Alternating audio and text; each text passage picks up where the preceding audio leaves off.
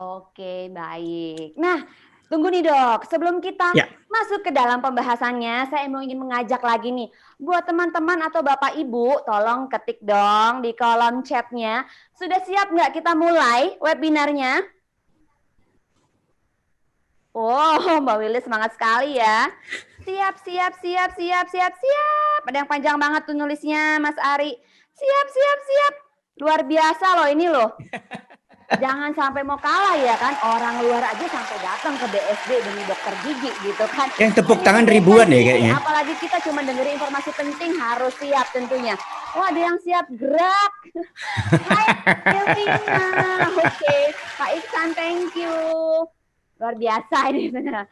Nah dok, mungkin Ya, boleh silahkan nih. Kan tadi kita sudah buka kan bahwa sebenarnya, aduh banyak nih yang curhat ke Ika gitu ya. Kalau masa mm-mm. pandemi, sebenarnya Mbak Ika aku tuh paling takut kalau ke dokter gigi. Loh, kenapa kok takut ke dokter gigi? Iya, karena kalau ke dokter gigi itu kan pastinya akan diperiksa giginya atau apa namanya akan ada buka mulut begitu ya. Nah, Ya. apakah gimana nih dok kalau dari sisi dokter gigi sendiri, baik secara kliniknya maupun secara dokternya, bagaimana sih tips-tips yang baik untuk masa pandemi ini supaya kita tuh nggak takut kalau ke dokter gigi?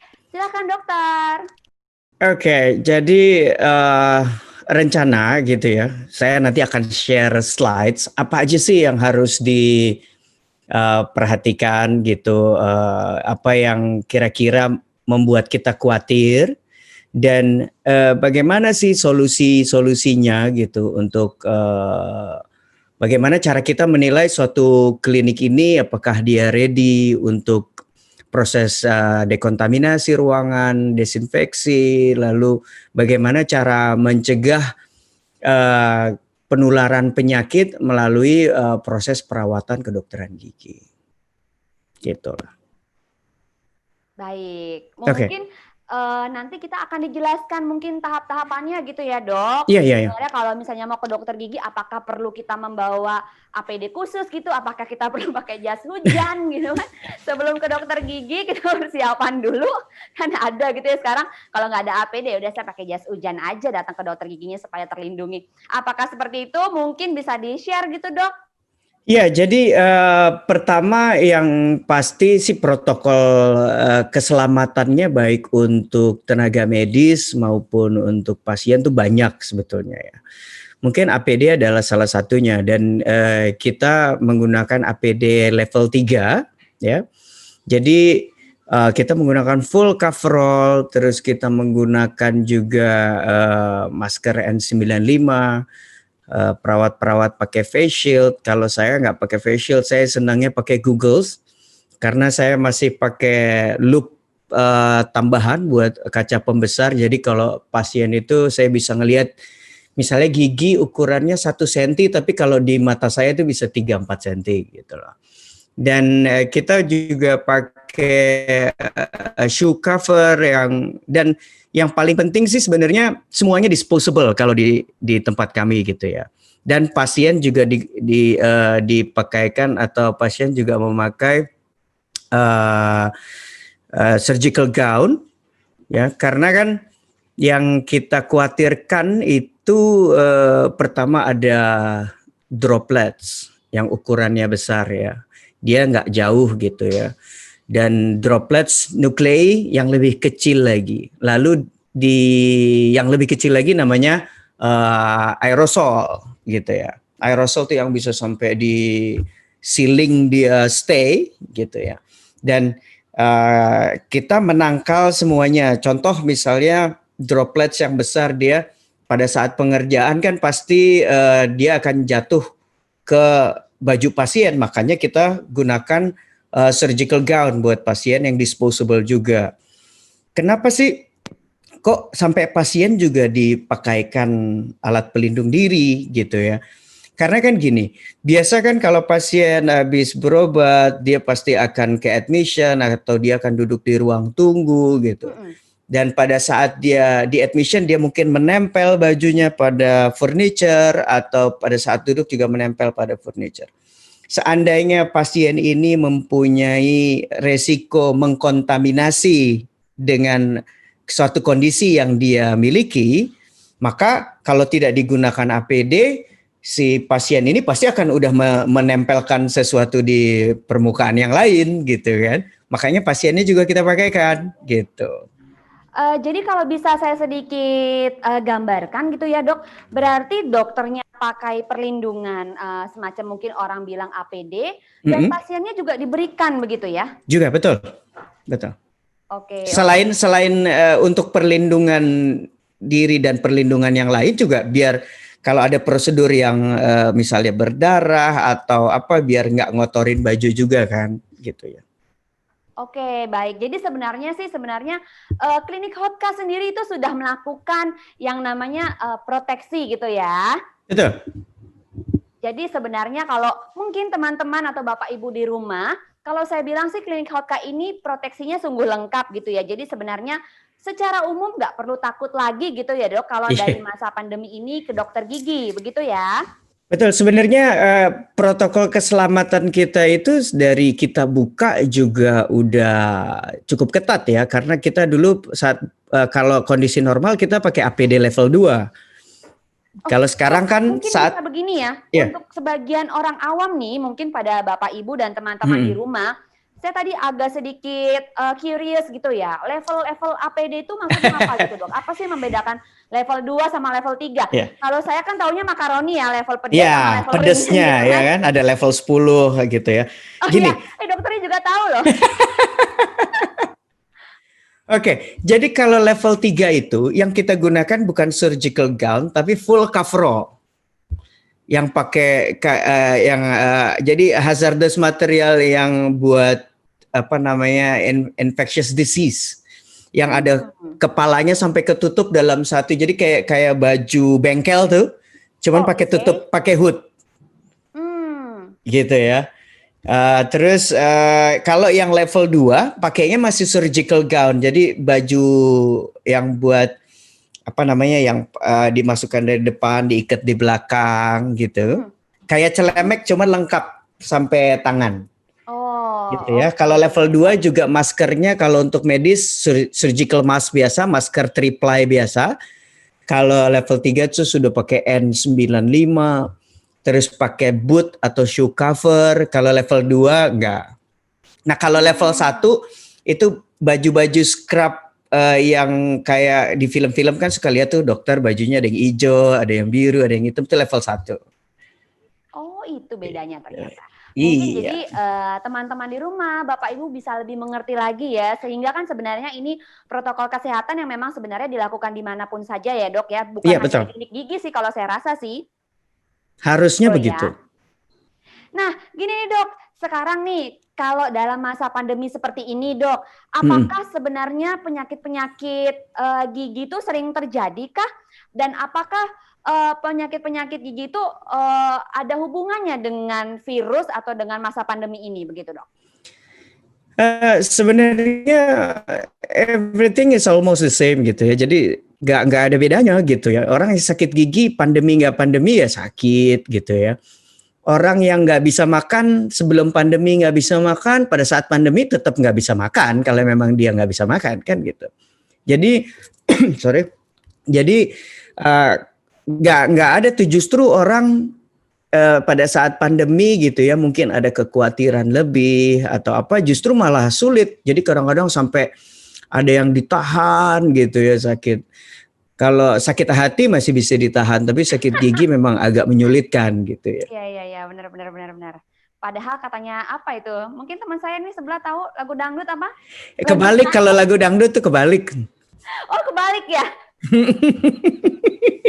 Oke, baik dok.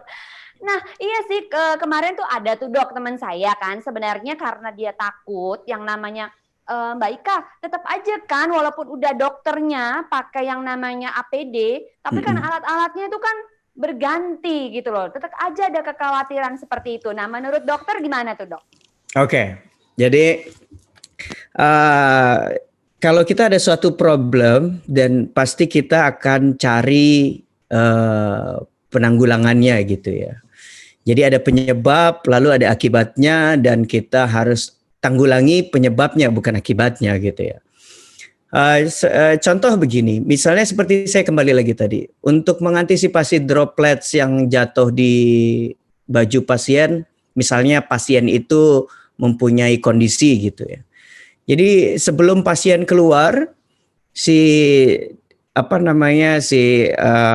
APD-nya pasien ini didisinfeksi pakai cairan khusus. Setelah itu kita robek-robek dan kita buang. Semua disposable, makanya semua disposable. Karena kalau reusable saya khawatir ada kelalaian atau ketidaksengajaan, ada bagian-bagian misalnya yang tidak terdesinfeksi dengan baik. Itu untuk di pakaian atau di APD gitu ya. Lalu bagaimana dengan ruangan, kan gantian, apa ruangannya diganti? Ruangan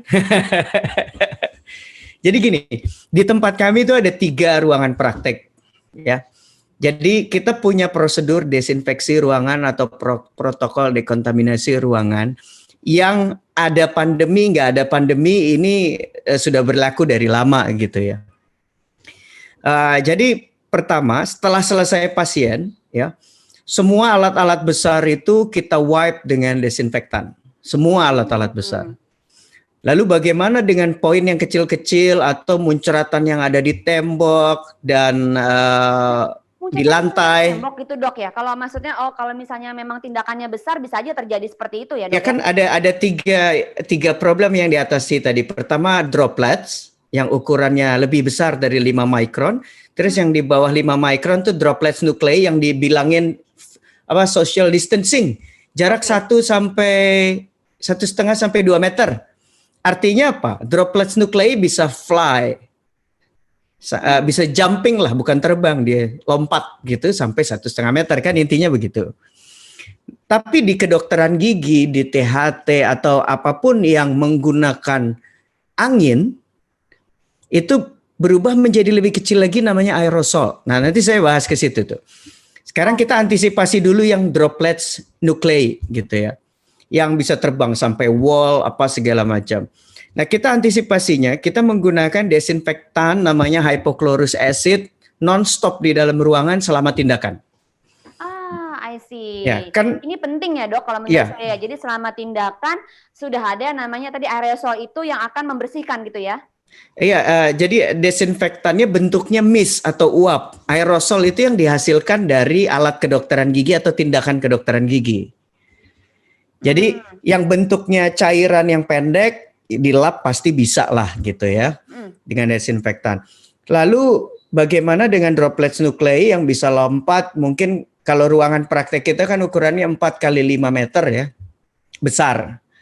Kalau yang dokter gigi yang prakteknya ruangannya cuma 2,5 kali 2,5 atau 2,5 kali 3, kan kemungkinan 1,5 meter dari kursi langsung tembok, betul nggak? Betul banget itu dok. Iya kan? Padahal ada standarnya ya. Kalau nggak salah di Depkes itu standarnya 2,75 kali 3,5 standar ruangan praktek gitu ya. Tapi saya nggak ngomongin standar, saya ngomongin ruangan kita aja deh, 4 kali 5. Dok, ini pertanyaan ya. Emang bener ada standarnya ruangan dokter gigi itu? Ada. Oh ada lah. Saya pikir tuh sama gitu dengan yang biasanya. Berarti ada standarnya ya ternyata ya. Ada standarnya, ada code of conduct-nya, ada contoh satu ruangan praktek itu harus punya ventilasi, jadi penyedot udara yang ada di dalam keluar. Nah itu juga ada ya. Jadi ada kayak exhaust fan atau exhaust atau window, terserah deh. Kalau udah sederhana banget buka jendela deh gitu ya. Tapi kalau di kita ada penyedot udaranya dan di atasnya masih pakai vakum lagi. Jadi ya resikonya AC nggak cukup satu gitu. Sebentar langsung disedot keluar kan. Makanya satu ruangan praktek kita AC-nya bisa 4 PK. Oh, karena itu juga kalau sebagian ruangan dokter gigi itu terasa dingin begitu dok? Kalau di tempat kita walaupun 4 PK nggak terlalu dingin karena disedot. Kalau dingin banget kan berarti udaranya nggak keluar. Oke. Nah sebelum lanjut nih dok, Bapak dan Ibu, teman-teman semuanya, kalau ada yang mau tanya jangan ragu-ragu loh, mumpung lagi ada dokter spesialis giginya. Nah kalau mau tanya, tulis aja di kolom chatnya. Langsung nanti dijawab oleh yang ahlinya dokter gigi kita. Oke, silakan lagi dok. Oke, saya lanjut lagi. Lalu bagaimana, kan kalau selama tindakan akan menghasilkan aerosol. Nah, kita ini menggunakan desinfektan hypochlorous acid. Jadi hypochlorous acid ini bukan seperti kaporit ya. Jadi kenapa sih kaporit disarankan sama WHO untuk desinfektan? Padahal kita tuh nggak suka banget tuh. Pertama baunya nggak enak. Betul. Kedua bikin jelek baju gitu ya. Apalagi bajunya yang bukan putih. Kalau putih enak tambah putih. Tapi untuk warna lain game over udah tuh baju tuh. Bisa jadi Dalmatian gitu bentol-bentol. Lalu ditelitilah di dalamnya kaporit apa sih yang bikin bakteri sama virus tuh mati gitu loh. Ternyata isinya adalah hypochlorous acid. Mungkin nggak begitu dikenal di Indonesia dan sebagainya. Saya waktu itu sempat meneliti bareng profesor saya waktu saya sekolah di Italia waktu 2017, 2018 gitu ya. Sampai ke Italia loh ini loh. Katanya kan soalnya peribahasa yang lama, kejarlah ilmu sampai ke negeri Cina udah nggak laku lagi, jadi lebih jauh lagi. Luar biasa. Baik, silakan lanjut dok. Ya, jadi waktu itu kita teliti mengenai bagaimana dengan HIV, hepatitis, herpes, dan influenza standar aja biasa gitu ya. Itu kita cek juga. Dan the result was magnificent gitu loh, bagus banget gitu hasilnya. Cuman pada saat itu kita memberikan masukan lah buat Board Uni Eropa untuk standar kedokteran gigi. Namun akhirnya ditolak gitu ya karena terlalu berat untuk semua dokter gigi untuk menyiapkan standar protokol itu. Tadinya mau jadi standar Uni Eropa. Tapi sekarang di Italia standarnya dipakai, walaupun dulu ditolak karena udah ada pandemi terus dipakai standarnya. Betul. Apalagi seperti yang kita ketahui ya dok ya, Italia itu sempat memiliki tingkat kematian yang cukup tinggi ya waktu itu kan? Iya, nomor 2 sebelum Indonesia nomor 3 kan tadinya gitu kan. Oke. Nggak Amerika dulu. Kalau bisa kita jangan naik lagi dok. Kita naik aja. Saya yakin turun sebentar, udah mau habis lah gitu ya. Amin ya. Terus kalau saya boleh kembali lagi nih ya. Tadinya nih saya ketika menghubungi tim dari Hotka gitu ya, saya juga penasaran kenapa kok nama kliniknya Hotka gitu ya dok ya. Apakah memang ini berkaitan dengan gigi gitu atau gimana dok? Ya, saya sering diledekin sama teman-teman saya di luar negeri itu dibilangnya klinik vodka katanya. Oh oke. Diledekin saya. Lucu loh. Baik. Nggak, emang lucu. Soalnya namanya emang panjang banget. Jadi House of Dental Care and Aesthetic gitu loh.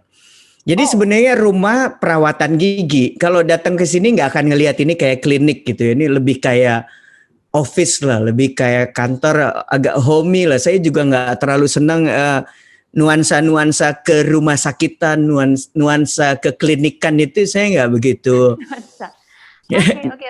Apalagi bau-baunya mereka gitu ya. Saya tuh ya nggak begitu senang kan, tahu kan identik kan kadang-kadang bau rumah sakit, bau klinik.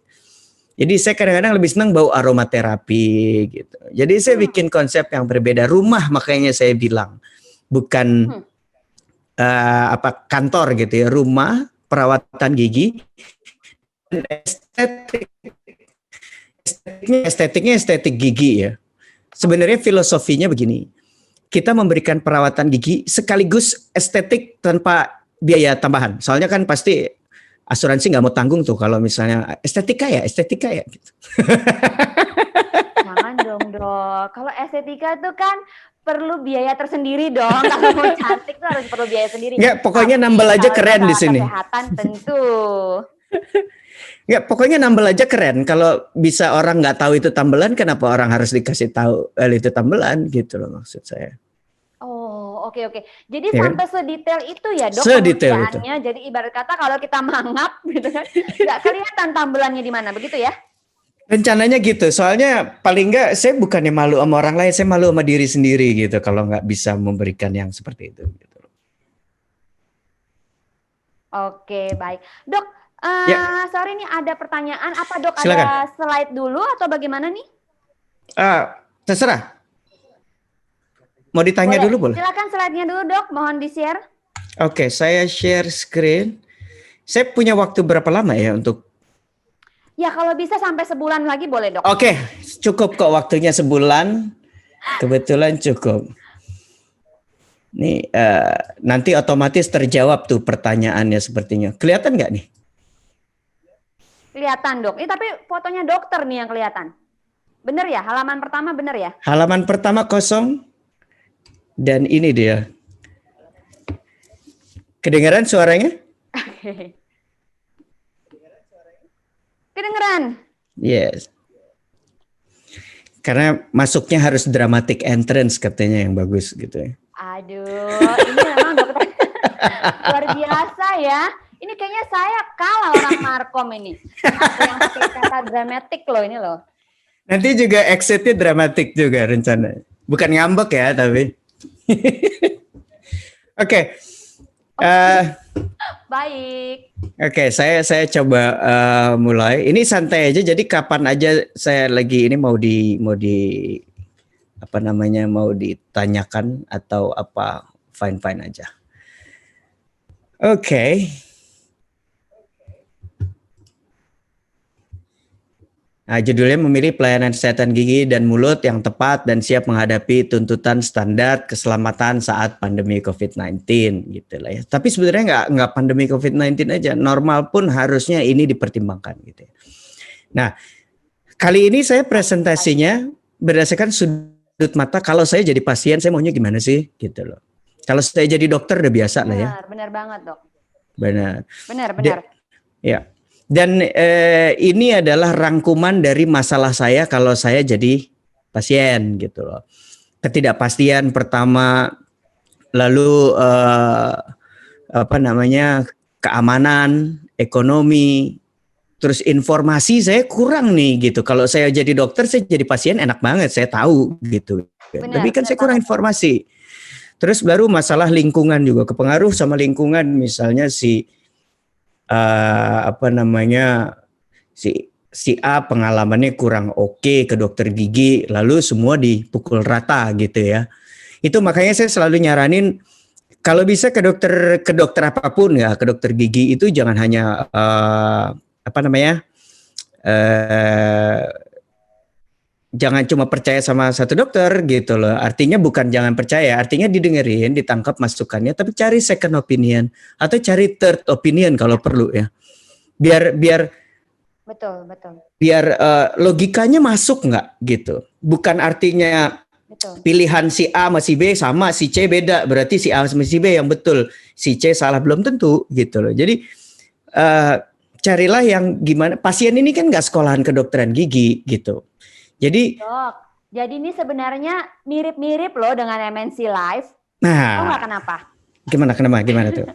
Jadi MNC Live itu lagi ulang tahun nih dok, yang ke-10. Selamat. Dan itu sebenarnya kita memberikan bahwa tagline-nya MNC Live tersendiri itu adalah Life is Choice. Jadi sebenarnya kita berhak loh memilih gimana cara hidup sehat, gimana cara kita bisa terproteksi dengan sehat.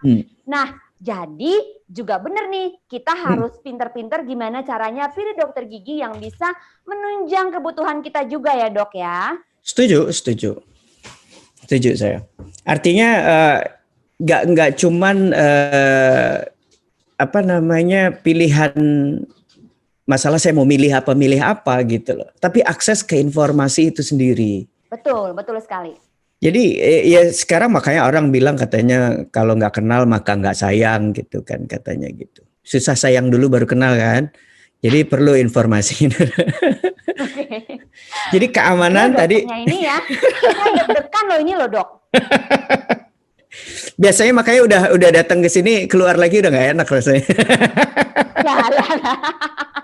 Oke, baik silakan dilanjut dong. Oke, jadi tidak hanya masalah kenyamanan tapi keamanan juga itu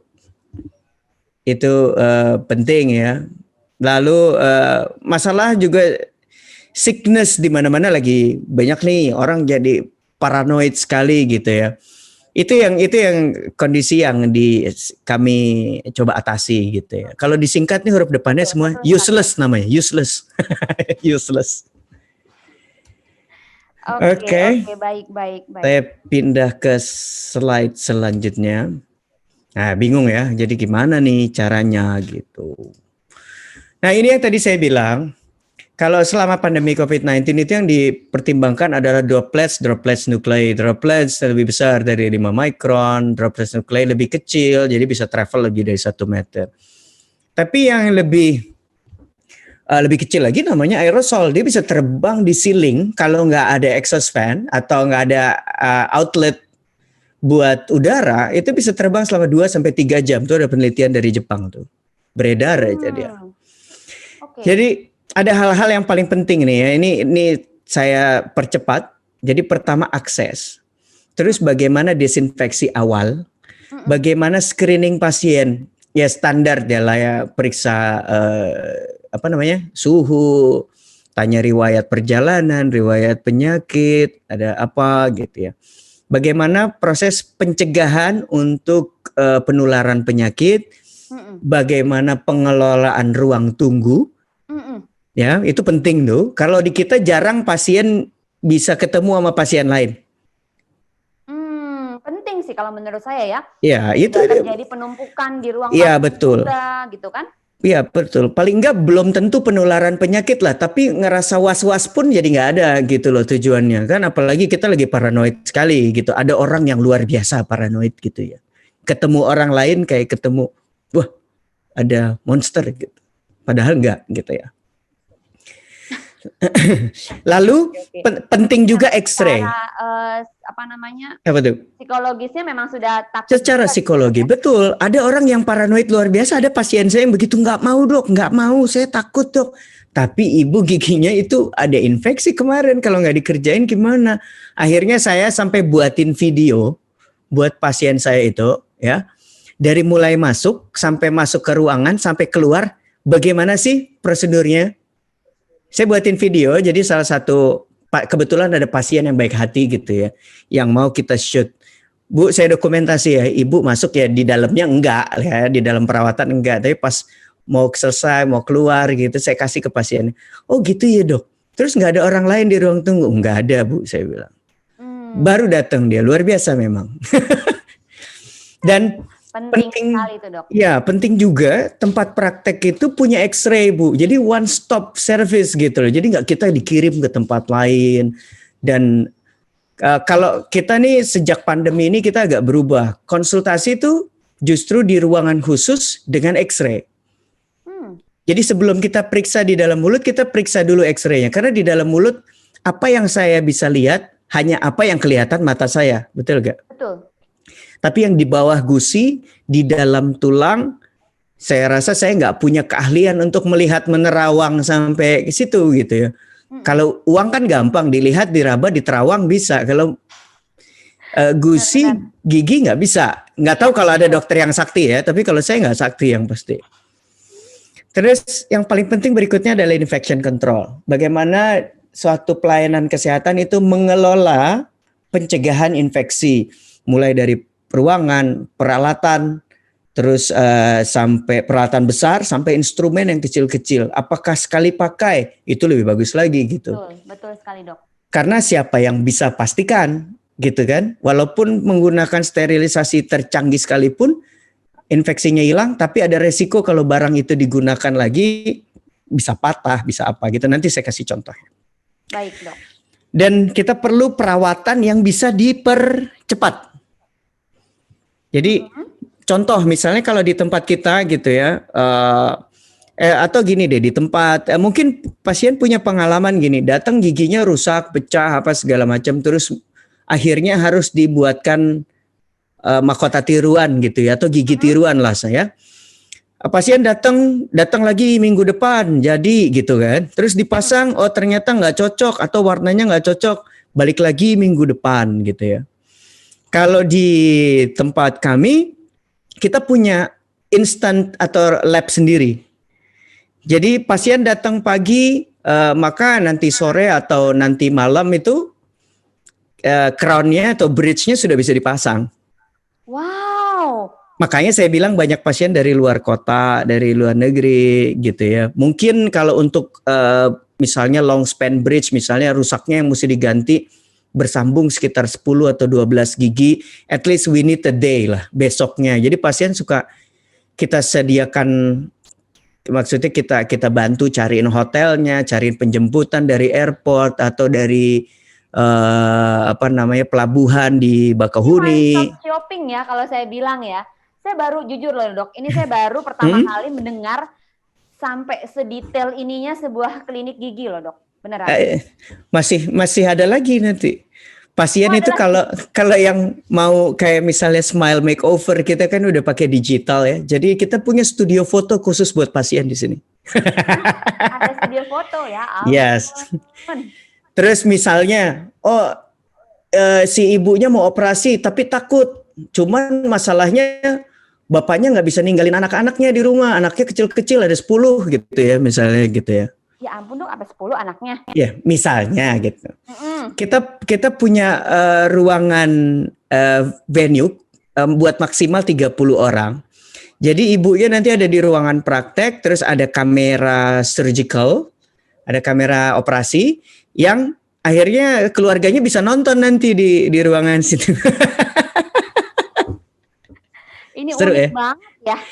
Iya, emang kita senang digital, video-videoan tuh kita senang dan bermanfaat juga loh. Itu buat karena semua. Menyaingi saya loh dok. Apa tuh? Menyaingi dunia digitalan saya. Jadi artinya gini, video operasinya si pasien itu terekam di dalam mulutnya, itu direkam. Tujuannya sebagai rekam medis juga. Jadi misalnya MNC cover biaya perawatan pasien gitu ya. Emang kok biayanya sampai gede banget, operasinya kayak gimana sih dok? Datang ke sini, bawa surat dari MNC-nya, kita kasih lihat. Karena kan payer-nya berhak untuk mengakses rekam medis kan, gitu kan? Ya, jadi standar kita cukup lah untuk standar Uni Eropa juga oke. Lalu yang next, sterilisasi, tadi saya udah bahas juga, nih aerosol generated protocols. Jadi kayak kita nambel gitu ya, kan ada kayak bulir udara dan air yang keluar ya. Itu namanya aerosol, dan kita tahu misalnya coronavirus itu ukurannya 3 mikron. Jadi yang di bawah 5 mikron dan di atas 2 mikron si virus pasti bisa numpang, gitulah kurang lebih. Nah, aerosol generated prosedur atau itu tuh penting sebagai carrier-nya. Makanya kita setiap perawatan kita pakai hypochlorous acid generator. Jadi bentuknya kayak uap, nanti dia ngumpul juga di ceiling. Dan setelah pasien ini selesai, sebelum pasien selanjutnya kita fogging dulu ruangannya. Kita fogging ruangan kira-kira setengah jam baru bisa dimasukin pasien yang lain. Jadi kita setiap pasien, misalnya pasien A kita di ruangan 1, pasien B di ruangan 2, pasien C di ruangan 3, muter lagi baru gitu loh. Dan yang paling penting adalah handpiece. Handpiece itu tahu nggak yang biasa pakai buat ngebor di dalam mulut tuh, bukan mata bornya ya, tapi alatnya yang masuk ke dalam mulut. Iya, saya tahu. Itu dok. kita punya 30 set di sini. Pada si meja dokter gigi yang di samping tempat duduk kan, dok? Yes. Ya, nah itu kepalanya kita ganti setiap pasien, kita punya 30 set. I see. Jadi berbeda-beda ya dok ya? Iya dong, kita ganti setiap pasien. Kalau enggak cuman dilap alkohol doang misalnya. Taruhlah alkohol bunuh semua bakteri dan semua virus misalnya ya, anggap aja gitu ya, misalnya. Tapi kan itu ada lubang air, lubang angin, lubang-lubang, lubang-lubang, lubang bor. Kalau kita tembak air ke situ, pasti ada air pantulan yang masuk ke handpiece. Pasti. Udah ada penelitiannya tuh. Makanya kita setiap pasien, kita ganti yang baru. Kita punya 30 set makanya. Jadi sehari 30 pasien saya nggak perlu ganti. Sekali aja sterilnya. Karena saya punya 30 set. Dan yang paling penting lagi begini. Handpiece itu ada 2 jenis, namanya turbine handpiece dan micromotor atau brushless micromotor handpiece.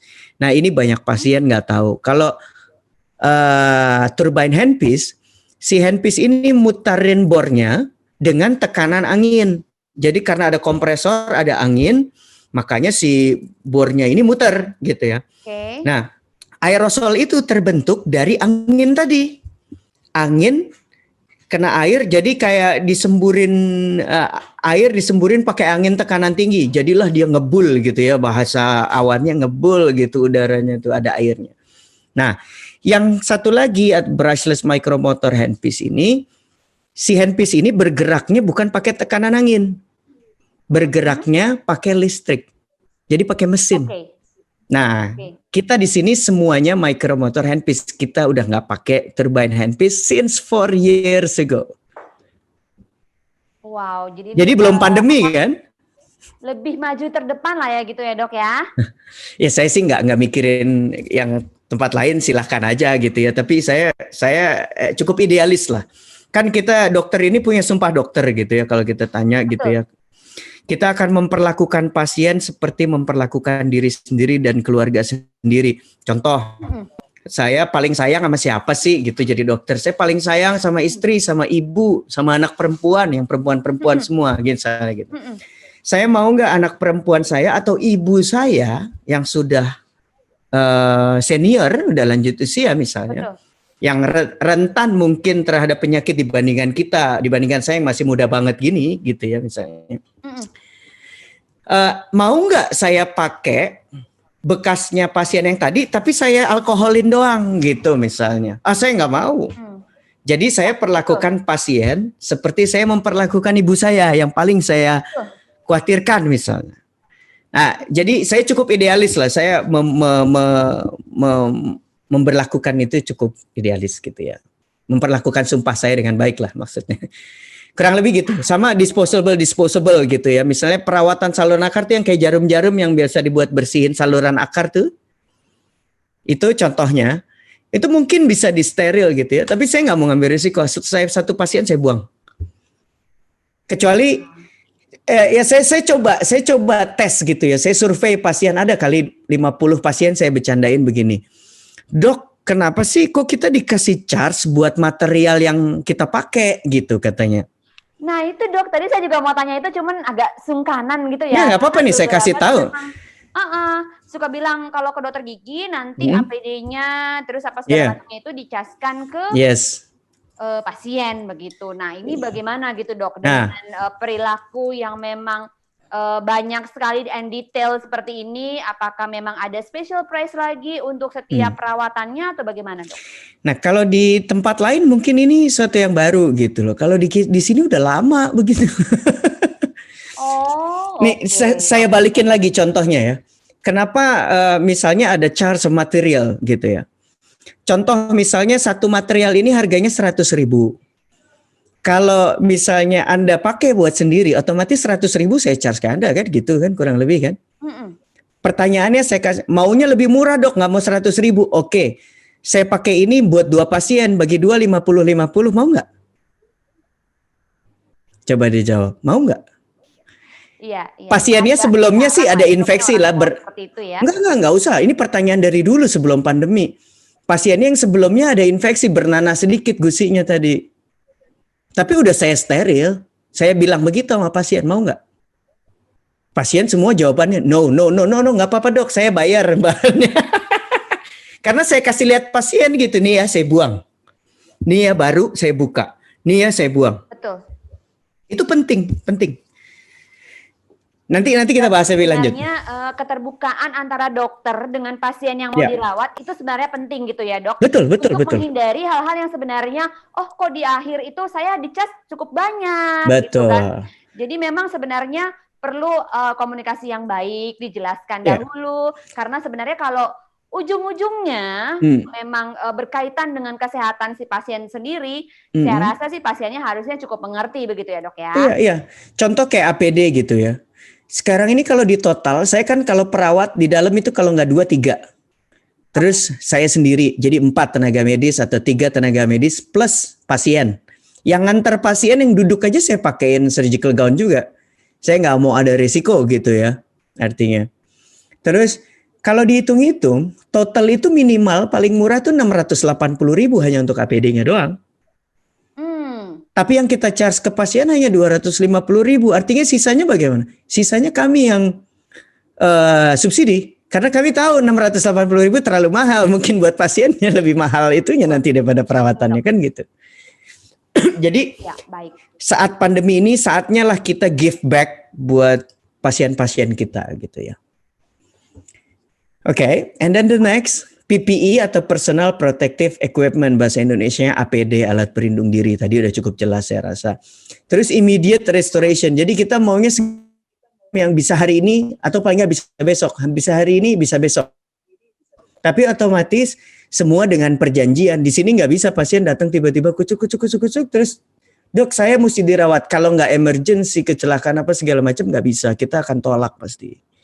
Karena kita menghargai pasien-pasien yang sudah buat jadwal sejak lama, apalagi terutama dari luar kota. Sekarang perjalanannya cukup luar biasa. Dari Lampung mereka naik kendaraan pribadi, dari paling kalau udah yang Palembang, Padang, Medan ke atas, nah baru naik pesawat. Tapi yang dari Lampung tuh naik mobil. Terus sampai di sini tiba-tiba ada pasien lain masuk. Coba bagaimana perasaan mereka kan gitu. Itu yang kita harus pikirkan gitu ya. Disinfeksi ruangan tadi jelas. Nah, advanced technology, ya ini memang require a lot of investment gitu ya di setiap penyedia pelayanan kesehatan gigi, advanced technology. Nanti kita bahas satu-satu. Dan yang paling penting tadi disposable dental material. Emang di sini jadi kesannya gimana ya? Buang. Limbahnya banyak gitu kan jadinya kan. Banyak yang bilang, "Dok, tapi kan limbah, Dok." Iya. Untuk sekarang yang saya pikirin adalah keselamatan manusia dulu lebih penting. Baru setelah pandemi berakhir kita pikirin limbahnya. Kalau kita lebih mikirin limbah sekarang daripada keselamatan tenaga medis maupun pasien kan lucu pada saat sekarang seperti ini contohnya. Dan lagi pula kan ada bagian yang ngurus limbah kan gitu. Oke. Nah ini moto kita, nggak ada kompromi dengan keselamatan tenaga medis dan pasien. Pasien yang nggak berkenan ya selalu ada tempat lain gitu loh. Tapi kita tidak akan mengurangi standar kita. Lalu bagaimana dengan solusinya?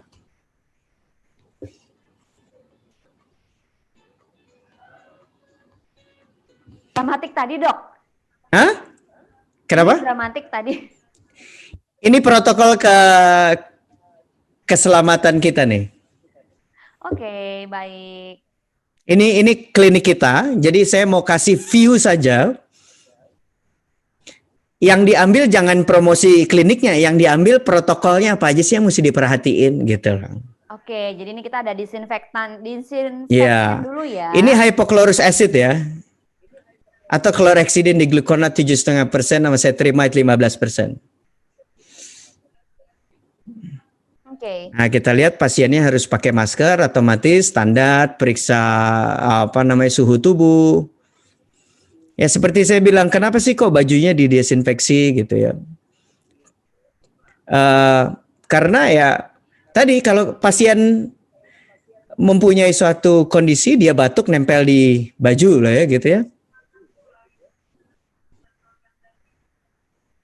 Oke, kemudian ini ada mencuci tangan terlebih dahulu, modelnya seperti itu ya dok ya? Betul. Kemudian seperti biasa kita ada pengisian form, betul nih dok? Betul. Apalagi yang pakai asuransi ya, butuh waktu ekstra. Jadi kalau pasien dengan menggunakan asuransi atau penjamin, biasanya kita sarankan datang lebih dulu sebelum waktunya. Oke. Atau paling nggak fotoin kartunya, jadi kita bisa mulai proses gitu ya. Nah ini fogging ruangan. Kapan tadi ya? Ya. Enggak, ini fogging, bukan hypochlorous acid generator, lain lagi. Oh beda lagi, oke. Ini akan dilakukan setiap ganti pasien dilakukan begitu dok? Betul. Sebelum mulai, setiap ganti pasien, dan setelah selesai pasien kita mau tutup. Nah ini dia, lihat warna labnya beda-beda ya. Ini lab kita buat bikin gigi. Kita scan cetakannya atau kita scan rahang pasien, kita scan model.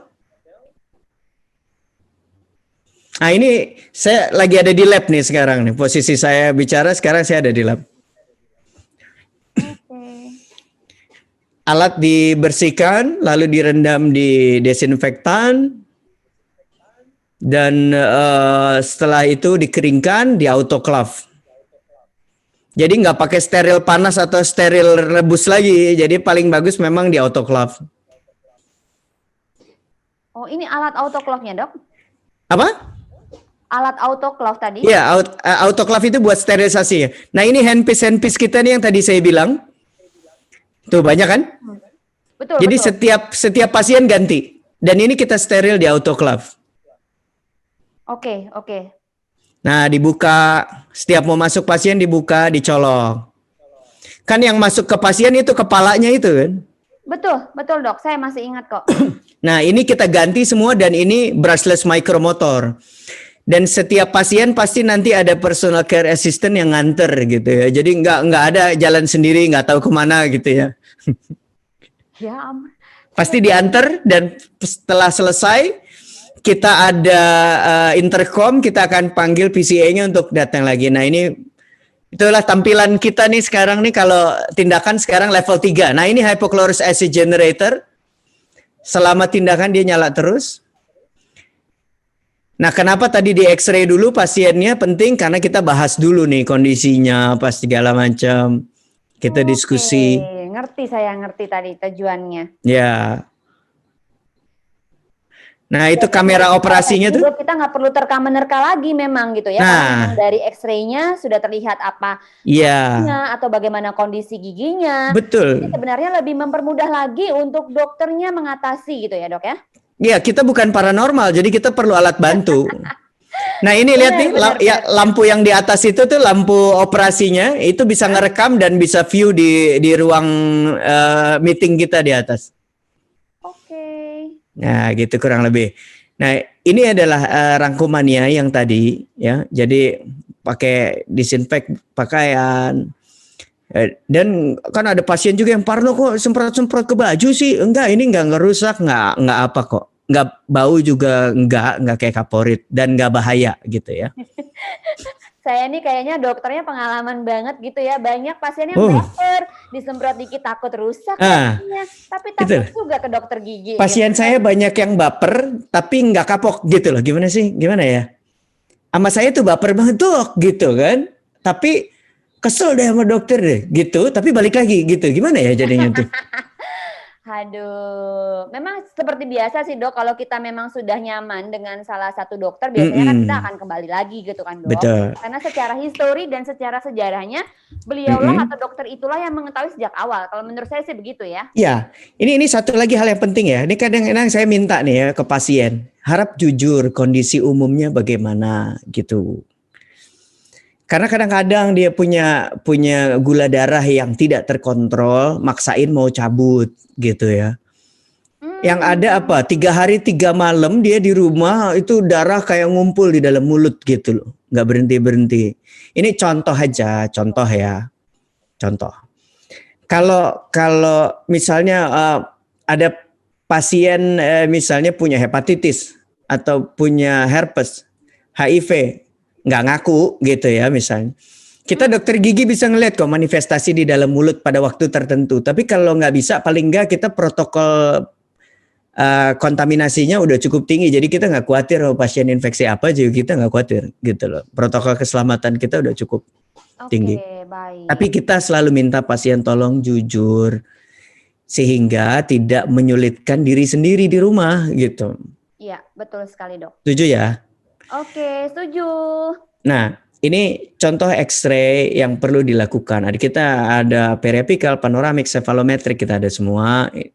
Jadi ketepatan itu dipengaruhi oleh alat bantu juga. Mungkin omongan saya ini nggak begitu disukai oleh dokter-dokter gitu ya. Karena saya selalu bilang dokter gigi atau nggak dokter gigi deh, saya dokter gigi saya ini si Iman gitu. Butuh alat bantu untuk bekerja lebih baik, untuk mendiagnosa dengan baik dan memberikan rencana perawatan yang baik. Betul. Kalau saya secara logis berpikir sih sebenarnya ini sih dok, benar sih. Tapi banyak dokter yang nggak suka loh saya ngomong gitu. Oh ya dok? Tergantung skillnya lah katanya gitu. Oh alah.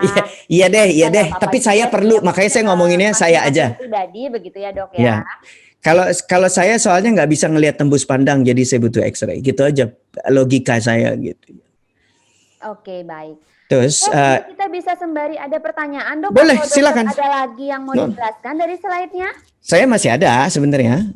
Tapi kalau mau saya lanjutin atau mau lanjutin aja ya. Boleh, silahkan. Oke, ini kenapa labnya beda-beda? Karena kita nggak mau antibakteri, sabun, sama apa namanya desinfektan jadi satu lab. Sampai gitu detailnya ya. Nah, warnanya beda lagi tuh. Sabun antibakterial nggak oke. Jadi misalnya yang hijau untuk sabun, yang orange untuk antibakterial, begitu maksudnya ya dok? Yang apa namanya desinfektan yang hijau. Yang sabun antibakterial yang pertama tadi yang warna biru kalau nggak salah ya. Terus yang berikutnya saya loh ya. ngeringin warna orange. Warnanya yang mana dok? Enggak, tapi beda-beda boleh aja. Jadi beda-beda. Nggak bisa desinfektan sama si sabunnya itu bersamaan begitu ya? Iya, kita nggak mau kayak gitu. Karena kita nggak tahu efeknya desinfektan ini berkurang nggak kalau kena sabun, efektivitasnya. Iya, masuk logikanya. Iya, logika. Jadi semuanya kita serahin ke pasien untuk berpikir secara logika. Jadi nggak ada rahasia di antara kita gitu ya. Jangan ada dusta di antara kita. Oke. Dangdut lagi. Bukan, itu bukan dangdut ya? Oke, infection control udah oke. Nah, ini lab. Saya ada video lagi. Mau lihat nggak sih proses labnya kita gimana? Saya kasih lihat ya. Ini dramatis lagi nggak nih dok? Dramatik no. Paling nggak intronya dramatik. Jadi teman-teman yang nonton ini dramatiknya versi dokter gigi kayak gini ternyata ya.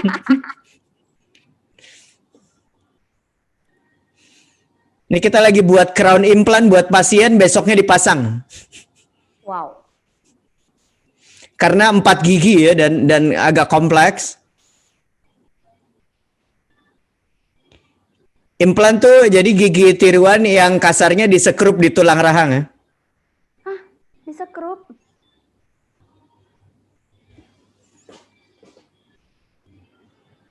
Wow banget ya kalau pakai sekrup begini gitu.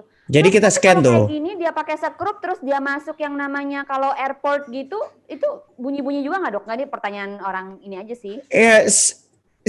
Maksudnya masuk gimana nih? Kan biasanya kan kita kayak ada X-ray gitu kan, kalau ada logam kan dia akan berbunyi tuh dok. Oh enggak. Enggak aman. Kan di dalam mulut jauh. Kalau MRI ya di daerah kepala, kalau di dekat implannya dia akan berbinar sedikit. Kalau di MRI ya. Oke. Ini kalau saya lihat videonya tuh kayak beneran sekrup ya. Jadi memang diputar di dalam rahang giginya begitu ditancapkan ya. Kenapa? Oh, sorry. Jadi kalau saya lihat videonya itu seperti sekrup bener terus ditancapkan ke dalam rahang ke dalam tulang. Ya? Iya, kalau ini hanya desain buat crownnya aja ya. Itu pipa-pipanya cuman arahnya implannya sebetulnya. Beda sama yang di kasus sebenarnya. Ini kan cara bikinnya. Kalau yang implannya itu disekrup di tulang dan ditutupin sama gusi. Oh, tapi ini pastinya melalui proses pembiusan kan ya, Dok? Kenapa? Pastinya ini semua dilakukan melalui proses pembiusan. Saya kok nggak begitu kedengeran ya? Kenapa? Dok, halo? Iya, halo. Jadi, ya. Semuanya melalui proses pembiusan terlebih dahulu kan, Dok? Oh iyalah, kalau enggak saya yang takut sama pasiennya. Iya, makanya saya bilang, karena ini kan videonya cukup menegangkan gitu ya buat orang awam seperti saya gitu. Yang videonya justru nggak tegang tadi, orang nggak di ini. Aduh. Saya kecilin dulu, sorry. Oh ini bisa dikecilin ya, saya norak deh. Kan dokter yang operate. Iya. Nah ini di labnya nih kayak gini nih. Oke. Jadi kita nggak buat manual, buatnya pakai robotik. Jadi karena kita desain pakai software, ini CAM, Computer Aided Manufacturing. Kalau tadi Computer Aided Design. Wow, ini keren banget loh, Dok. Ya, makanya segitu seriusnya. Tapi saya berasa juga saya jadi dokter tuh nggak kerja sih. Apa ya? Jadi kayak hobi gitu, passion gitu ya. Jadi semangatnya beda. Dokternya unik loh ini loh. Dokter tapi nggak kerja tuh gimana, Dok? Iya. Gimana gitu nggak kerja dibayar kan luar biasa ya gitu ya. Biasa. bisa loh ini. Sampai saya diprotes kadang-kadang saya sampai tengah malam loh di klinik ngurusin bikin gigi pasien. Gitu saking nggak tahu waktu gitu jadinya. Wow. Karena Nah, sebenarnya ini jadinya cukup personal ya, baik dari bentuk giginya oh maupun dari iya, pengerjaan crownnya. Jadi bisa betul. jadi ini nggak sama, gigi si A sama si Pasti. B akan berbeda begitu kan dok? Iya, betul. Nggak bisa seragam lah gigi orang. Nanti giginya semua seragam, di ujungnya lancip, semua sama. Pasti ke Ini dokter kebanyakan Iman tuh ya unit begitu. plus saya dok, seragam giginya. Ini dia gigi yang bentuknya untuk dipasang di implan. Oke. Terus ini sterilisasi yang tadi udah cukup jelas. Nih handpiece-nya Baik, banyak. Setiap pasien 2 handpiece, betul, satu high speed, satu low speed. betul Sebenarnya banget. ini semua high speed, cuman yang satu increasing, yang satu low speed. Nah, ini yang paling penting juga. Ini kan yang Karena buat aerosol. dok. Betul. Nah, cuman biasanya yang bagus itu kalau standar di Uni Eropa kita pakai terpisah dari dental unit, jadi nggak pakai kompresor dental unit. Dia namanya high volume evacuation suction.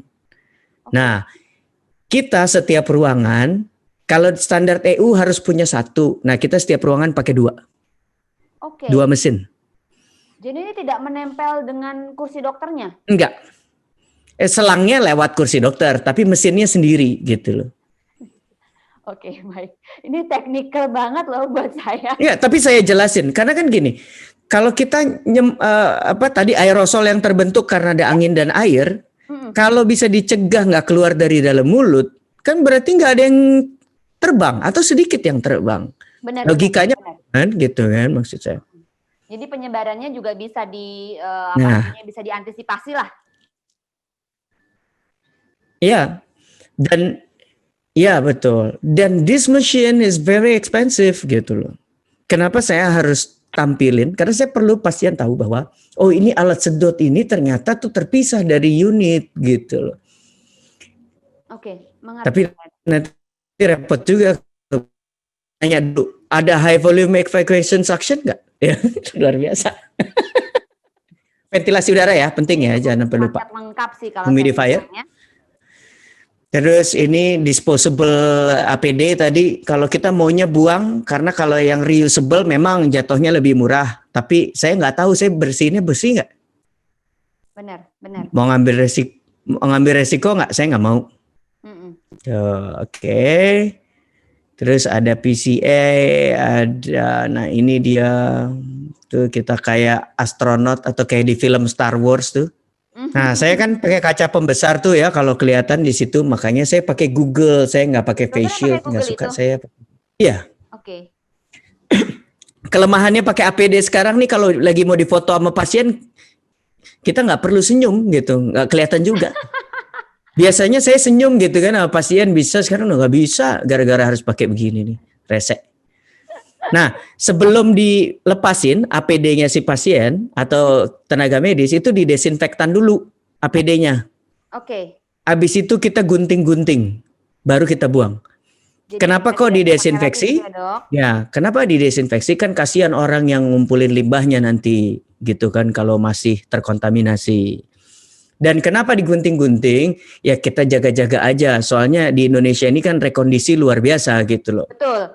Masker aja kalau nggak digunting dipakai lagi gitu ya dok? Iya, kita gunting selalu. Dan ini ini dia nih. Kan kayak astronot kan? Kayak film Star Wars ya, yang pilot-pilotnya. Ya kaca pembesarnya mungkin yang itu ya dok ya, yang warna hitam begitu ya? Iya. Ada dua respon dari pasien. Ada yang takutnya setengah mati ngelihat kita berpakaian gini, tapi ada yang ngerasa nyaman, tenang gitu loh. Oh dokternya hati-hati nih, berarti nih jaga-jaga nih gitu loh. Ya ampun, sampai ada juga yang merasa jadi takut malahan. Ada takut. Anak-anak paling seneng malah nih kan. Ada kayak robot, ada lampunya, ada pakai topeng gitu kan. Oke. Kita pakai lampu di dada gitu, nanti jatuhnya kayak Iron Man sekalian. Oke, baik. Dading lah.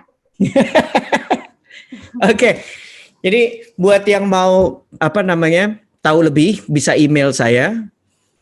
Terus bisa juga kasih pertanyaan, nanti bisa saya jelasin, saya bikinin videonya di YouTube atau bisa lihat Instagram saya @imankusumadirja, semua Iman Kusumadirja. Oke. Oke. Nah, Dok, ini That's udah it. ada banyak pertanyaan. Boleh kita mulai bertanya, Dok? Hajar. Oke, baik. Pertanyaan dari Arisaga.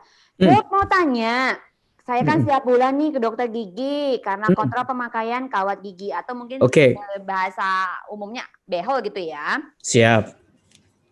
Prosedur di dokter gigi saya tidak ada antrian pasien. Pasien datang sesuai jam masing-masing, sebelum masuk ruangan praktek disemprot desinfektan terlebih dahulu. Dokter dan asistennya memakai APD. Saya sendiri tidak pakai APD. Apakah prosedur tersebut sudah cukup aman? Waduh, saya harus menjawab mewakili orang, repot nih. Nanti dokternya marah lagi sama saya. Jadi mungkin sebenarnya udah terjawab kali, Dok ya. Tapi sebenarnya udah terjawab tadi kan di presentasi yang tadi itu ya. Betul. Jadi sebenarnya harus both ya. Kalau saya prefernya begitu, karena standar yang saya tahu gitu ya. Ya terutama saya kebetulan punya background sekolah di Uni Eropa, jadi di sana jadi yang dilindungi jangan cuma dokternya, pasiennya perlu kita lindungi. Dan kita juga perlu melindungi pasien dari pasien yang lainnya. Intinya begitulah. Jawabannya agak diplomatis nih. Baik, kita lanjut ya, Dok. Ya. Dari Mbak Devina. Kalau pasang behel atau ortodonti berapa lama dan berapa kali perawatan? Apakah behel yang lepas pakai itu efektif? Kalau boleh tanya kurang lebih berapa? Loh kok langsung nanya berapa harganya? Mungkin boleh tanya langsung ke dokter kali ya, atau mungkin ada range harga kali kalau saya bilang kayak gitu. Terus usia yang tepat untuk pasang behel itu usia berapa, Dok? Ini pertanyaan klasik yang saya jawabnya modern, ya. Asik banget. Klasik dijawab dengan modern. Oke, silakan, Dok. How do I know kalau saya nggak lihat? How do I know kalau saya nggak tahu? Gitu kan. Jadi saya perlu tahu, makanya saya perlu X-ray, saya perlu periksa. Kan mau ditanya kan berapa lama, ya kan? It depends on the case, tergantung kasusnya. Terus kalau pakai bracket berapa lama? Ya tergantung kasusnya. Terus apakah efektif apa enggak kawat gigi? Kita di tempat kita ada ngerapihin gigi tanpa kawat gigi, namanya Invisalign. Jadi malah lebih hebatnya lagi, jadi dia kekurangannya si kawat gigi semua jadi kelebihannya si Invisalign, dan kekurangannya si Invisalign jadi kelebihannya kawat gigi. Kelemahannya si Invisalign cuma mahal, gitu ya, dibandingin kawat gigi yang relatif jauh lebih murah. Udah itu doang. Sisanya menjadi kelebihannya. Keinginan dari masing-masing pasien gitu ya. Dan satu lagi, dengan Invisalign atau clear aligner ini kita bisa mengetahui prediksi hasil akhirnya sebelum perawatannya dimulai. Karena kita punya mock-up 3D. Baik. Gitu kalau.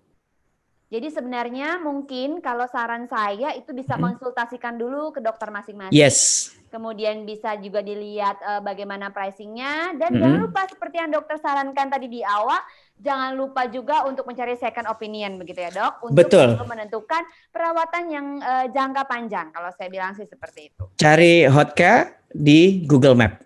Di situ lengkap. Baik. Selanjutnya ya, Dok. Ya.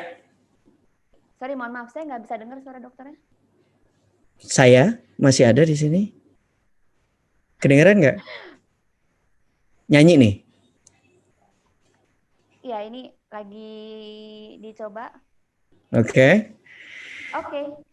Kedengeran, Dok. Maaf, Dok. Oke, jadi saya nggak perlu nyanyi ya. Tadinya mau nyanyi biar kedengeran. Ya. Hah? Oh, aduh. Duet aja gimana, Dok? Kita, Dok. Enggak, itu cuman hobi kok. Dokter gigi juga hobi sih gitu.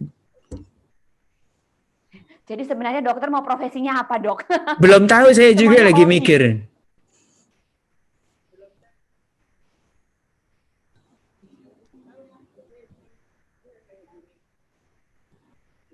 Lagi mikirin. Oke. Kedengeran? Mana ini chatnya? Maaf ya, Dok ya. Nggak apa-apa. Mungkin lanjut lagi ke saya yang bacain. Chat yang sesudahnya gitu kan. Dok, kira-kira dari Mbak Mm-mm. Wilda nih bertanya, Mm-mm. Dok, kira-kira perlukah untuk dilakukan rapid test atau swab test sebelum ke dokter gigi? Dan Mm-mm. kalau hanya pasiennya saja yang dilakukan rapid test, apakah cukup, Dok? Terima kasih. Oke. Sebenarnya kalau saya pikir saya juga bingung ya kenapa harus swab dulu, kenapa harus rapid test dulu, sedangkan protokol keselamatan kita luar biasa tinggi gitu ya. Mm-mm. Jadi manfaatnya tuh protokol keselamatan di mana ya kalau mau periksa periksa aja lebih bagus gitu ya. Kalau apakah harus rapid? Rapid kan nggak akurat juga ya. Jadi kalau mau periksa ya swab test gitu. Kalau saya rasa begitu. Apa perlu apa enggak setiap mau tindakan di swab test? Saya rasa keburu babak belur pasiennya sakit giginya kalau nunggu 2-3 hari dulu. Benar-benar, Ya. apalagi memang seperti yang kita ketahui banyak ya, swab test di Indonesia Mm-mm. ini memang tidak cepat hasilnya gitu. Jadi keburu bolongnya tambah lebar, keburu sakit, iya langsung Soalnya tambah parah saya gitu ya. saya juga masih banyak terima jurnal itu ya swab test yang efektif gitu ya dari jurnal-jurnal di luar gitu dikasih sama teman-teman saya. Artinya ketepatan swab test juga masih dipertanyakan gitu. Oh, oke oke oke baik. Cuman mungkin salah satu yang memang menjadi pilihan ya memang kalau di Ya kita paling bagus sekarang itu swab test sekarang lah ya mungkin ya. gitu ya. Iya, betul sekali. Nah, tadi ada pertanyaan lagi nih, Dok. Mm-mm. Lebih baik ditambal apa dicabut kalau ada gigi bermasalah?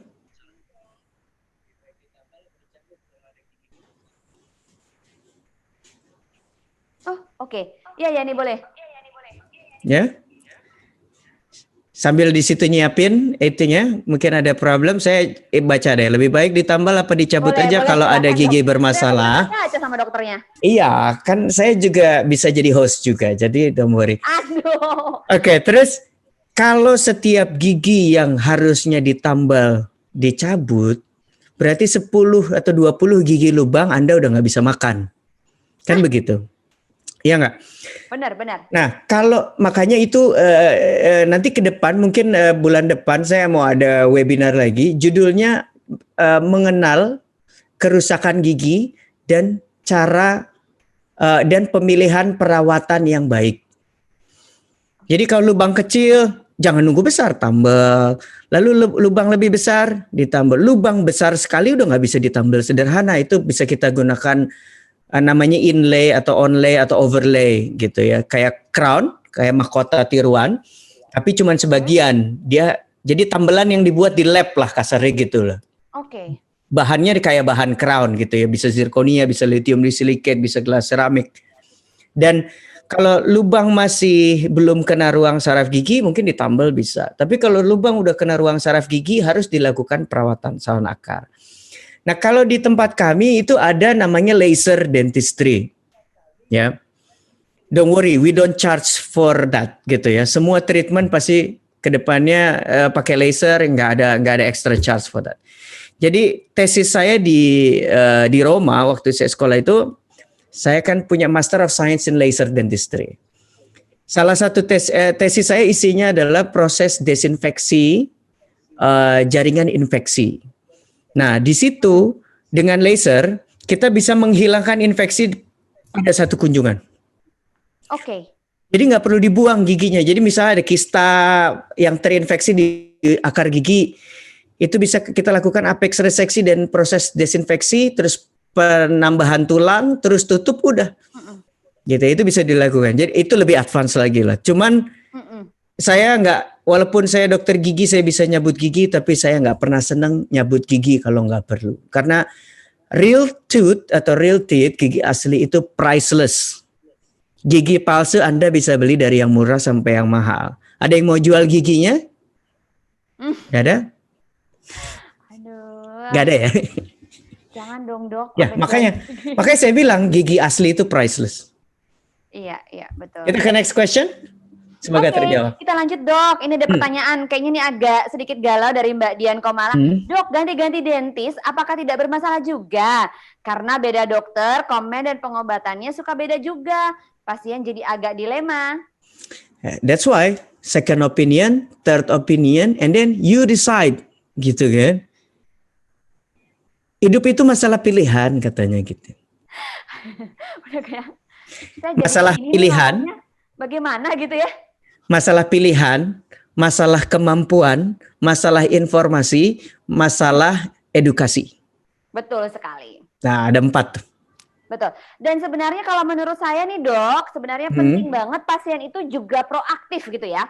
Proaktif bertanya, proaktif mencari second opinion gitu. Jadi memang kalau sebelum kita menentukan pilihan itu banyak banget sebenarnya bahan-bahan yang sudah bisa kita googling atau bisa kita dapatkan di berbagai berbagai bahan yang bisa kita baca. Jadi sebenarnya sikap yang kritis atau misalnya proaktif juga perlu dimiliki. Terus kenapa pasiennya? Kenapa kemampuan juga saya tekankan tadi di situ. Jadi kita nggak bisa nilai suatu klinik itu atau suatu penyedia pelayanan kesehatan itu dari mahal atau murahnya. Betul. Ya kita bisa lihat lah, ada mobil yang mahal tapi nyamannya luar biasa, ada mobil yang murah tapi biasa-biasa aja. Jadi itulah salah satu perbandingannya kurang lebih. Oke, contohnya mobil ya, biar agak halus gitu. Kalau yang iya high tech kan, mobil ada yang high tech tuh kan. Jangan sampai gitu direkam. Mobil. Oke, kita lanjut lagi dok. Oke. Mbak Devina, apakah pemutih gigi itu efektif dok? Veneer bisa bertahan berapa lama? Yang lebih baik pemulihan gigi alamiah seperti apa?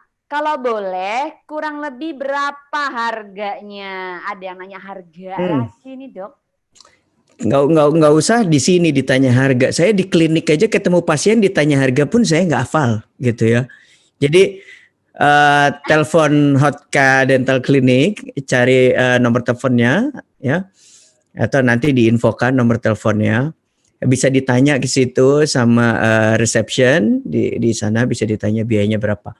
Tapi ini kita pertanyaannya ada 2 pertanyaan yang berbeda sebenarnya, pemutihan gigi atau veneer. Pemutihan gigi atau teeth whitening atau bleaching itu mutihin gigi tanpa melapisi. Kalau veneer itu kan melapisi permukaan gigi. Beda. Oke. Kalau bleaching atau veneer atau bleaching atau teeth whitening itu tergantung dari biasanya bahan yang digunakan juga dan tergantung dari derajat keparahan pewarnaan giginya dan tergantung juga makanan, minuman si pasien gitu loh. Kalau dia nggak terlalu banyak makanan yang berwarna atau alkohol konsumsinya dan sebagainya gitu ya, dan tidak merokok, mungkin itu bisa bertahan antara 2 sampai 3 tahun. Ya. Oke. Dan dia akan degrading warnanya. Degrading tuh bahasa Indonesianya apa ya? Menurun, dok. Iya, ada penurunan level lah gitu ya maksudnya. Ya, hostnya ya. Luar biasa. Boleh sering-sering nih kita ngobrol nih nanti. Oke. Aduh, doknya tadi ngajak nyanyi, sekarang ngajak sering-sering ngobrol. Ngobrol di webinar. Lanjut, dok. Jadi dia akan gradually sedikit demi sedikit dia akan menurun gitu loh, kualitas warnanya dari putih tadi ke agak ke putih kekuningan gitu. Tapi dia nggak pernah turun sampai 0 lagi, kembali ke 0% lagi. Biasanya dia akan berhenti di 30%, 40%. Jadi nanti kalau kita putihkan lagi, 0-nya di 30% yang pertama. Nah kalau veneer, it's a different kind of treatment gitu ya. Veneer itu ada yang giginya bagian depannya dikupas dulu, atau yang non-prep atau tidak dikupas. Kenapa sih pilih veneer? Veneer itu dipilih kalau pemutihan gigi atau teeth whitening itu sudah tidak dapat atau tidak mempengaruhi perubahan warna gigi lagi.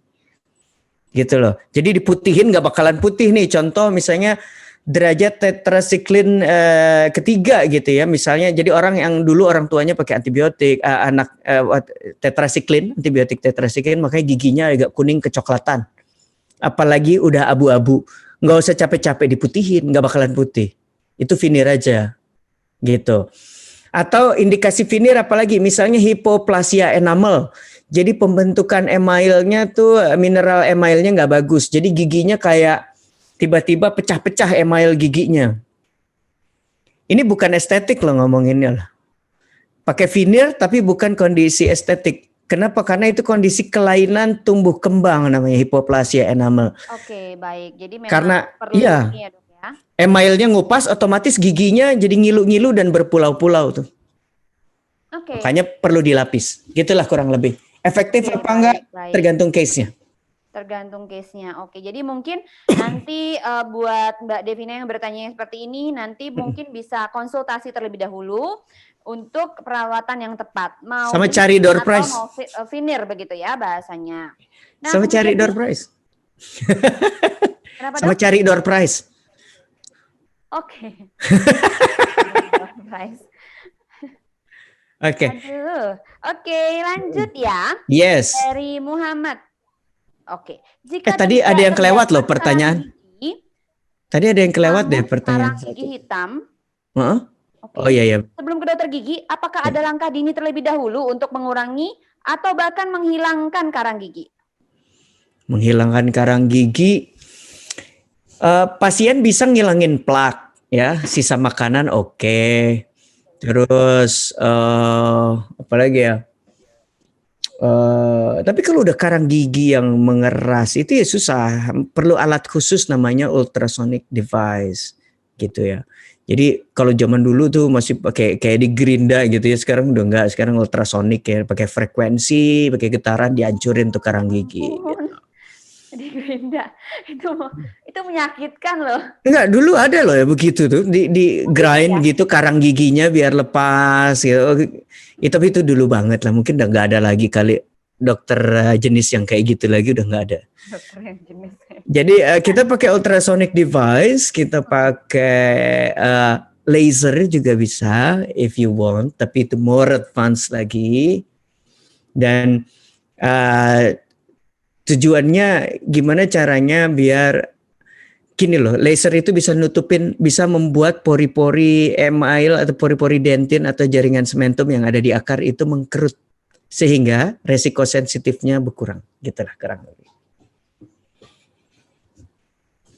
Next question. Oke.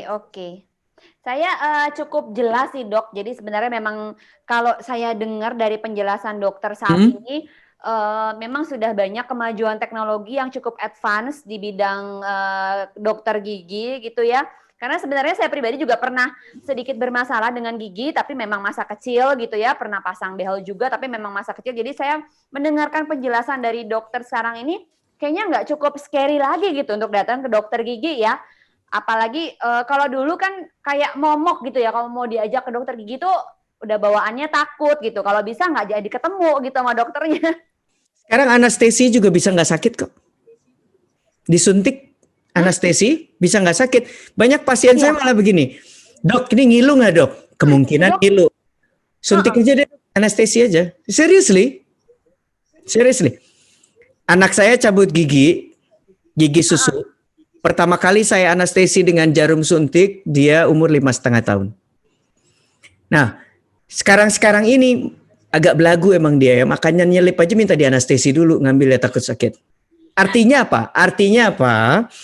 Kalau anak-anak pun ngerasa safe, yang senior ya piece of cake lah.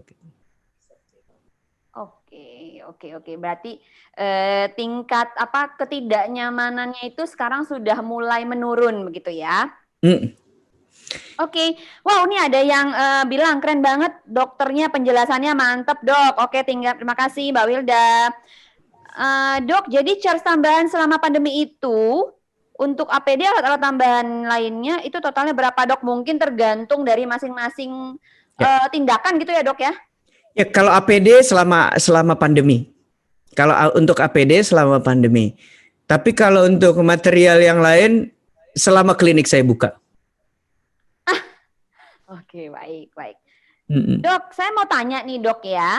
Jadi kalau di Hotka sendiri itu apakah dokternya cuma dokter doang atau nanti ada tim dokternya begitu pengerjaannya? Ya, kita ada empat dokter di sini sekarang sejauh ini ya.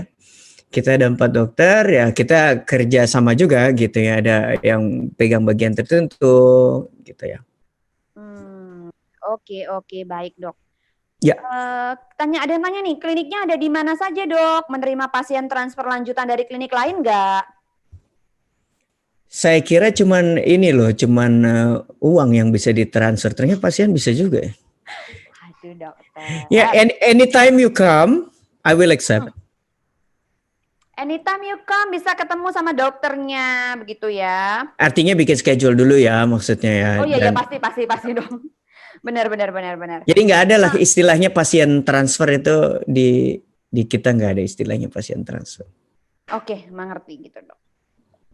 Oke, ini ada lagi pertanyaan dari Pak Iksan. Hai Pak Iksan, dokter, emang kalau cabut gusi paling belakang bawah dicabut?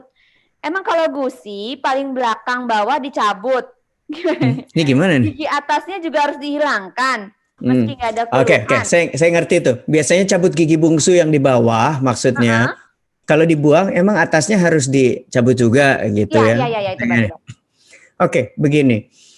Kalau kita taruh sesuatu barang di atas, kalau pohon gitu ya ada buahnya, jatuhnya kemana kira-kira? Ke bawah kan gitu.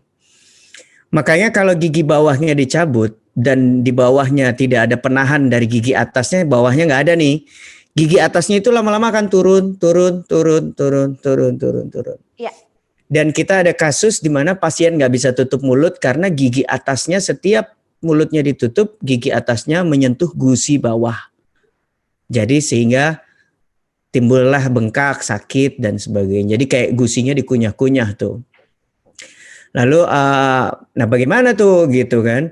Ya kalau memang tidak ada keluhan, ya nggak harus dicabut pada saat itu. Cuman itu tinggal tunggu tanggal mainnya aja. Nanti kira-kira kapan dicabutnya? Nanti turun. Baik dok. Jadi memang tergantung kasus gitu ya? Yes, tepat sekali, precise. Oke, baik. Ada pertanyaan lagi dok? Ini terima kasih atas penjelasannya dok. Dari Sama-sama. Mansa. Dengan senang hati. Oke, pertanyaan lagi dari Pak Dimas Iksan. Dok, implan gigi itu apa? Dan apa benar lebih baik? Dan tahan lama berapa dari gigi palsu biasa? Karena infonya beda-beda nih dok. Oke. Pertama kan kalau ada yang namanya gigi palsu biasa berarti ada gigi palsu luar biasa gitu ya. Enggak ya? Oke. Kalau saya nggak tahu yang dimaksud dengan gigi palsu biasa atau apa gigi palsu yang dilepas pasang, yang ada gusi-gusinya gitu kali ya maksudnya ya. Tapi asumsi saya itulah ya. Apakah benar lebih baik tahan lama? Ya, untuk saat ini solusi untuk mengatasi gigi yang hilang itu paling bagus adalah dengan implan. Karena dengan implan kita tidak perlu mengandalkan gigi-gigi tetangga yang lainnya untuk berfungsi sebagai penahan. Contoh ya, kalau gigi lepasan harus pegang kiri, pegang kanan, pegang tetangga lah. Kalau kita bikin bridge itu adalah mahkota tiruan, mahkota selubung atau crown yang bersambung gitu ya. Kalau kita mau pasang bridge berarti kita harus kecilin gigi kiri, kecilin gigi kanan biar bersambung. Oke.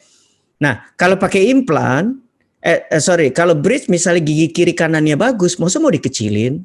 Kan jadi rusak. Nah, kalau implan, dia berdiri sendiri, fixture-nya masuk ke tulang, lalu mahkotanya sebagai pengganti mahkota. Jadi kalau apakah benar lebih baik? Yes. Apakah tahan lama? Tergantung dari penggunanya juga, maintenance juga. Mau dokternya canggih kayak apapun, tapi kalau tuh gigi nggak pernah dirawat, hancur. Masalahnya begini, dokter ini berpengalaman dengan pasien yang bisa menghancurkan gigi dari Tuhan, ya kan? Jadi gigi buatan dokter pasti juga bisa hancur sama itu pasien. Karena gigi dari Tuhan aja hancur, gitu kan? Oke. As a logical thinking sih sebenarnya masuk. Benar dok, benar. Iya. Jadi tergantung maintain dan mengubah pola hidupnya. Tadinya nggak ngurusin, jadi ngurusin. Itu akan make perfect sense. Implant without infection can last for a lifetime. Implannya ya. Kata kuncinya itu ya, implant without infection. Without infection. Itu bisa lifetime gitu. Lifetime. Mahkota ganti, tapi implannya tetap. Implannya tuh sekrupnya ya. Oke. Kemudian, berarti ibarat kata tetap aja semua itu pada bagaimana cara kita merawat gigi begitu ya, Dok, ya? Yes, yes.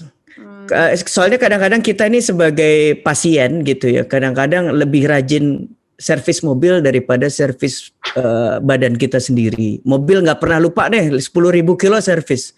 Tapi kalau badan kita sendiri, kapan kita medical check up? Oh, jangan-jangan 2 tahun, 3 tahun lalu kalau nggak dibayarin kantor nggak berangkat gitu kan kadang-kadang. bener sih. Memang, apa, di kehidupan sehari-hari memang Ya. sering banyak kita ketemu itu. Karena kalau banyak nih, Dok, yang sering saya ketemui pribadi, "Oh, Hmm, aku takut, Kak, kalau misalnya terjadi apa-apa terus sudah ketahuan sejak dini." hmm. Padahal ketahuan sejak dini itu ya penting supaya kita bisa Yes, tahu bagaimana cara pencegahannya, begitu ya? betul sekali, luar biasa itu jawabannya. Oke, baik. Nah, ada pertanyaan lagi? Atau sudah selesai nih? Habis? Kayaknya antusias banget. Memang webinar kita kali ini tuh, Dok, Mm-mm. khusus ya. Memang kan masalah gigi ini bagi sebanyak orang, bagi sebagian besar orang, masalah kecil dianggapnya begitu ya. Tapi kalau giliran sakit itu menyakitkan gitu kan, Oh, Dok? bisa sekampung denger kalau lagi sakit kalau udah. Kampung. Oke, baik. Nah, seperti yang sudah saya janjikan tadi, Oke. kita akan pilih nih, Dok, siapa aja Hmm. pemenangnya, nanti akan dihubungi Mm-mm. oleh panitia, begitu, Iya. Dok. Sekaligus, Dok, untuk penutup begitu kan, apakah ada saran atau quote tertentu atau mau jadi ada punchline dari kata-kata dokter yang bisa disampaikan kepada yang sudah menyaksikan webinar kita kali ini? Oke. Yang pertama, perawatan gigi, pelayanan kesehatan gigi tidak akan berhasil tanpa kerjasama dari pasiennya. Artinya maintenance yang baik. Jadi kita tuh selalu teamwork dengan pasien. Nggak ada dokter gigi, dokter yang bekerja sendiri. Kesuksesan kita juga bergantung kepada bagaimana pasien melakukan pemeliharaan dan perawatan gitu ya. Itu pertama. Yang kedua, buat saya kalau saya selalu menyarankan pasien use your logic, use your knowledge, cari informasi lebih banyak. Jadi Oke. sekarang ini informasi itu udah nggak bisa apa namanya ditutup-tutupi, semua gampang diakses kok. Nggak ada lagi dokter kalau pasien masuk duduk buka mulut delalalat, nggak ada. Cerita dulu, ceritain. Kalau misalnya datang ke dokter udah nggak bisa cerita, terus dokternya Lelet loh. bagaimana mau tahu gitu ya. Justru kalau saya lebih senang kalau saya datang ke dokter di mana saya bisa cerita masalah saya, bukan masalah kehidupan, tapi masalah giginya. Kalau jantung, masalah jantung, masalah kesehatan gitu ya. Tapi Dok ya, berdasarkan based on pengalaman, Mm-mm. ya saya Mm-mm. pribadi atau Mm-mm. menemani, relatif keluarga yang, ke rumah sakit gitu ya, Ya, memang sih, sangat jarang gitu ya, Dok, ya. Bukan sangat jarang ya, mungkin pada sebagian dokter memang ada yang cukup sabar untuk mendengarkan, keluh kesah pasiennya gitu. Ada juga memang yang kalau bahasa saya tuh ringkas-ringkas gitu memberinya. "Oke, uh, sudah selesai ya," gitu. Ada juga gitu. Jadi memang kalau menurut saya sih, harus pintar-pintar juga sih memilih dokter gitu ya, memilih rekanan dokter apalagi kalau namanya gigi tuh, kayak memilih pasangan gitu ya. Kita kan ke dokter gigi nggak sekali seumur hidup gitu. ya, ya begitu. Memang pasien yang nggak pernah berhenti ketemu dokter adalah pasien gigi. Kalau pasien anak aja nanti setelah dewasa dia pindah ke internis gitu ya. Pasien gigi sama kayak pasien THT dari bisa dari kecil sampai tua dokternya itu aja juga bisa gitu ya. Betul Jadi betul. buat saya yang penting cari informasi. Ya sekarang kalau kita mau ngobrol sama orang yang nggak mau dengerin juga nggak enak kan gitu ya. Mhm. Jadi kita ya carilah dokter yang mau mendengarkan Anda, mendengarkan masalah Anda. Karena kalau dia nggak dengerin masalah tiba-tiba dia langsung tahu mau ngapain berarti dia cocok di air gitu ya. Kan ada kamu nggak cocok Cocok di di mana? air. Kamu nggak cocok di air kerjanya. Kan ada tuh ya paranormal gitu. Nggak cari yang bisa komunikasi dengan baik. Kuncinya di mana-mana komunikasi. Coba di rumah juga kalau komunikasi kurang juga kan pasti berantakan. Jadi intinya Betul betul. komunikasi. Betul Saya betul. rasa itu. Oke, baik. Nih, buat yang sudah mengikuti terima kasih. Ada lagi pertanyaannya mumpung kita belum tutup nih? Ada? chatnya ada lagi? Saya rasa kalau ada juga terakhir kali ya. Iya, betul. Ini webinar terdetail saya loh, Dok. Apa tuh maksudnya? Gimana? Kita kemarin sudah ada sama dokter jantung, apa? Karena kalau beda-beda kali ya setiap dokter ya. Dokter jantungnya juga cukup detail, tapi memang yang pesertanya banyak, tapi memang nggak intens gitu ya. Kalau ini memang penjelasannya cukup intens dan memang yang saya rasa yang sampai akhir mengikuti webinar kita kali ini tuh memang yang orang cukup teliti gitu ya. Gigi aja yang kecil ditelatenin gitu kan, apalagi hal-hal yang besar gitu. Ya, kita biasanya akan menganggap suatu yang buat kita berharga itu penting, kan gitu. Betul sekali. Oke, baik, terima kasih. Oke, terima kasih juga. Dokter Iman kan saya nggak salah nyebutin namanya ya? Iman, belum ganti. Oke. Masih. Dokter Iman, terima kasih ya dok sudah meluangkan sama-sama dan menjelaskan dengan sangat detail sekali. Semoga buat teman-teman dan Bapak Ibu yang sudah meluangkan waktu untuk mengikuti webinar kita kali ini bisa bermanfaat, begitu. Dan sekali lagi nih pesan-pesan dari saya, selama dalam jangka waktu November ini ikuti terus acara webinar kita untuk menyambut 10 tahun MNC Live. Dan juga kita juga akan ada IG Live yang bisa diikuti di MNC IG gitu ya, MNC IG Live. Dan juga kalau mau tanya-tanya, boleh juga, monggo silahkan DM saja langsung. Dan informasi terpenting nih dok, masa pandemi ini kita juga punya namanya produk Hario Apps gitu. Jadi kalau dokter takut kan sampai pakai APD ketemu orang gitu kan, nggak perlu takut lagi karena kita punya aplikasi yang keren banget, bisa beli asuransi langsung dari handphone kita tanpa harus ketemu. Wah, luar biasa. Pokoknya keren banget juga karena kayak one stop solution tadi. Kalau Hotka udah one stop solution gitu kan, lengkap dari awal. Hario Apps juga begitu karena memang kita menyediakan asuransi atau proteksi dari awal kehidupan kita hingga akhir gitu. Jadi sungguh lengkap banget. Bahkan saat ini juga sudah ada perlindungan untuk rumah, untuk mobil. Jadi jangan khawatir lagi, langsung saja download aplikasinya. Begitu ya dok ya? Ya. Yes, betul. Oke, baik. Oke, selanjutnya kita akan ada webinar lainnya. Jangan lupa follow IG MNC Live sehingga menemukan berbagai informasi penting mengenai finansial, keuangan, dan juga kesehatan. Sampai jumpa dalam webinar berikutnya. Terima kasih. Bye-bye. Selamat ulang tahun MNC Live. Thank you, dok.